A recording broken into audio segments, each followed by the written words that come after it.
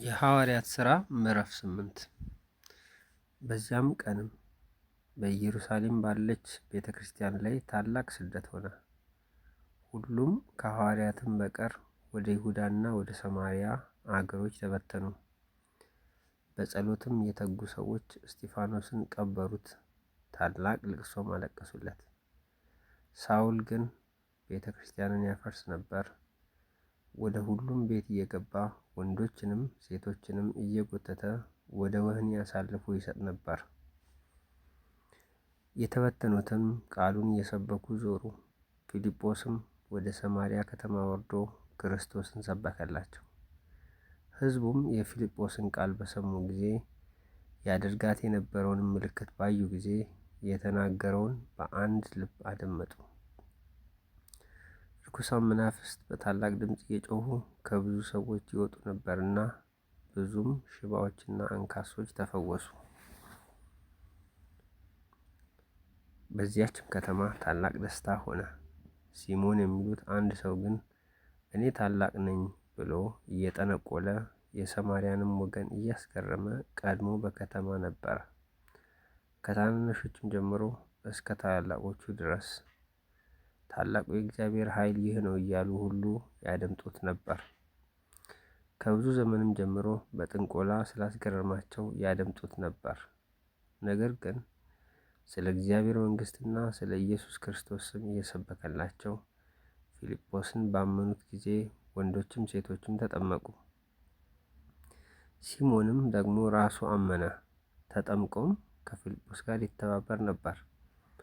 የሚደረገውን ምልክትና ታላቅ ታምራት ባየ ጊዜ ተገረመ። በኢየሩሳሌም የነበሩት ሐዋርያት የሰማርያ ሰዎች የእግዚአብሔርን ቃል እንደተቀበሉ ሰምተው ጴጥሮስንና ዮሐንስን ሰደዱላቸው። እነርሱም በወረዱ ጊዜ መንፈስ ቅዱስን ይቀበሉ ዘንድ ጸለዩላቸው።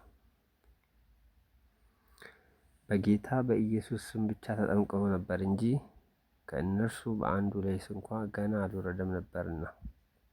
በዚያን ጊዜ እጃቸውን ጫኑባቸው፣ መንፈስ ቅዱስም ተቀበሉ።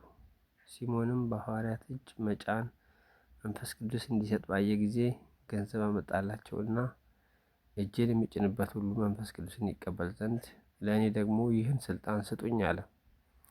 ጴጥሮስ ግን እንዲህ አለው፣ የእግዚአብሔርን ስጦታ በገንዘብ እንድታገኝ አስበሃልና ብርህ ከአንተ ጋር ይጥፋ። ልብህ በእግዚአብሔር ፊት የቀና አይደለምና ከዚህ ነገር እድል ወይም ፈንታ የለህም። እንግዲህ ስለዚህ ክፋትህ ንስሐ ግባ፣ ምናልባትም የልብህን ሐሳብ ይቅር ይልህ እንደሆነ ወደ እግዚአብሔር ለምን። በመራራ መርዝና በአመፅ ስርዓት እንዳለህ አይሃለሁና። ሲሞንም መልሶ ካላችሁት አንዳች እንዳይደርስብኝ እናንተ ወደ ጌታ ለምኑልኝ አላቸው። እነርሱም ከመሰከሩና የጌታን ቃል ከተናገሩ በኋላ ወደ ኢየሩሳሌም ተመለሱ። በሳምራውያን በብዙ መንደሮችም ወንጌልን ሰበኩ። የጌታን መልአክ ፊልጶስን ተነስተህ በደቡብ በኩል ከኢየሩሳሌም ወደ ጋዛ ወደሚያወርደው ምድረ በዳ ወደ መንገድ ሂድ አለው። ተነስቶም ሄደ። እነሆም ህንደኬ የተባለች የኢትዮጵያ ንግሥት አዛዥና ጃንደረባ የነበረ በገንዘቧም ሁሉ የሰለጠነ አንድ የኢትዮጵያ ሰው ሊሰግድ ወደ ኢየሩሳሌም መጥቶ ነበር።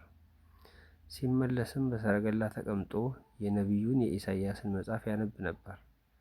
መንፈስም ፊልጶስን ወደዚህ ሰረገላ ቅረብና ተገናኝ አለው። ፊልጶስም ሮጦ የነቢዩን የኢሳይያስን መጽሐፍ ሲያነብ ሰማና በውኑ የምታነበውን ታስተውለዋለህን? አለው። እርሱም የሚመራኝ ሳይኖር ይህ እንዴት ይቻለኛል? አለው። ወጥቶም ከእርሱ ጋር ይቀመጥ ዘንድ ፊልጶስን ለመነው።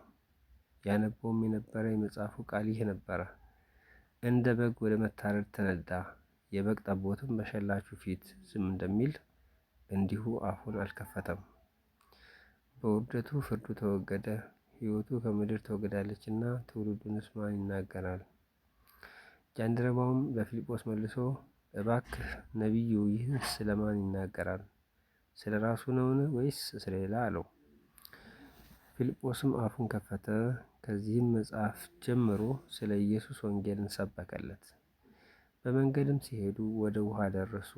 ጃንደረባውም እነሆ ውሃ እንዳልጠመቅ የሚከለክለኝ ምንድን ነው አለ። ፊልጶስም በፍጹም ልብህ ብታምን ተፈቅዷል አለው። መልሶም ኢየሱስ ክርስቶስ የእግዚአብሔር ልጅ እንደሆነ አምናለሁ አለ። ሰረገላውም ይቆም ዘንድ አዘዘ። ፊልጶስና ጃንደረባው ሁለቱም ወደ ውሃ ወረዱ፣ አጠመቀውም።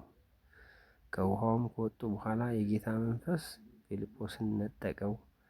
ጃንደረባውም ሁለተኛ አላየውም፣ ደስ ብሎት መንገዱን ይሄድ ነበርና። ፊልጶስ ግን በአዛጦን ተገኘ። ወደ ቂሳርያም እስኪመጣ ድረስ እየዞረ በከተማዎች ሁሉ ወንጌልን ይሰብክ ነበር።